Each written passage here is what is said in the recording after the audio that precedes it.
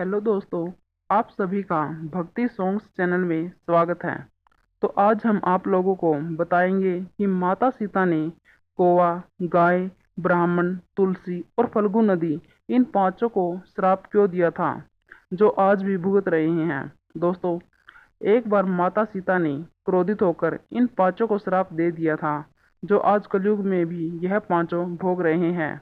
माता सीता ने क्यों दिया था श्राप, और दोस्तों माता सीता ने महाराज दशरथ को का क्यों किया था पिंड दान। हमारे इस वीडियो में आप लोग बने रहिए, हम आपको पूरी जानकारी देंगे।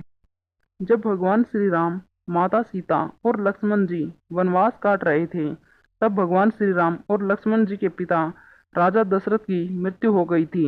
इस दौरान पितृपक्ष था और उन्हें पिंडदान करना था, जो किसी पवित्र नदी के किनारे किया जाता है। इसलिए भगवान राम और माता सीता और लक्ष्मण फल्गु नदी के किनारे पहुंचने के लिए गए।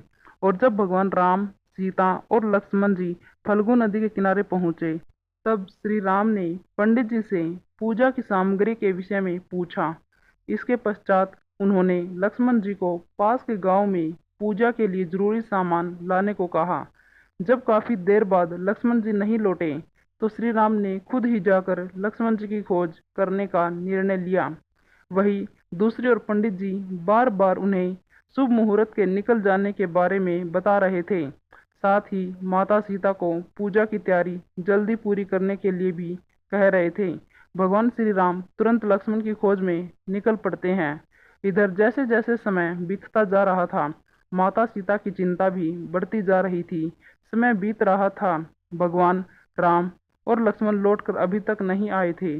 फिर इसके बाद माता सीता ने खुद निर्णय लिया कि उनके पास पूजा करने की जो भी सामग्री उपलब्ध है, मैं उन्हीं से स्वयं पूजा करूंगी। तब माता सीता ने पंडित जी से कहा कि पंडित जी, श्री राम और लक्ष्मण को लौटने में देर हो रही है, इसलिए पंडित जी आप पूजा आरंभ करें। शायद जब तक आप पूजा आरंभ करें, तब तक वह दोनों लौट आए। अगर लौट कर नहीं आते, तो माता सीता बोली, मैं खुद ही पूजा समाप्त कर लूंगी। पंडित जी विधि पूर्वक पूजा करने के पश्चात माता सीता ने अंत में महाराज दशरथ और अपने ससुर का पिंडदान करना शुरू कर दिया। जैसे ही उन्होंने प्रार्थना करने के लिए हाथ जोड़कर आंखें बंद की, उन्हें एक दिव्य स्वर सुनाई दिया कि उनकी पूजा संपन्न हुई और स्वीकार भी हो गई। यह सुनकर माता सीता बहुत खुश हुई और साथ ही उन्हें इस बात की शक्ति मिली कि उनकी पूजा सफल हुई और राजा दशरथ ने उनकी पूजा स्वीकार कर ली। फिर माता सीता बोली, मैं इस बात को भली भांति जानती हूँ कि प्रभु राम और लक्ष्मण इस बात पर भरोसा नहीं करेंगे, क्योंकि हमारे हिंदू धर्म में माना जाता है कि ऐसी पूजा पुत्रों के बिना नहीं होती है। तब माता सीता ने फल्गु नदी में इस्तेमाल होने वाली गाय, वट वृक्ष, कौवा, तुलसी के पौधा और उस पंडित को इस बात का साक्षी बनने को कहा।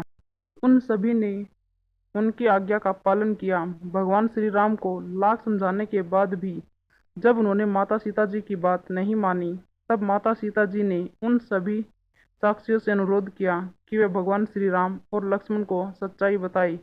किंतु श्री राम के क्रोध को देखकर किसी ने भी सत्य कहने की हिम्मत नहीं की।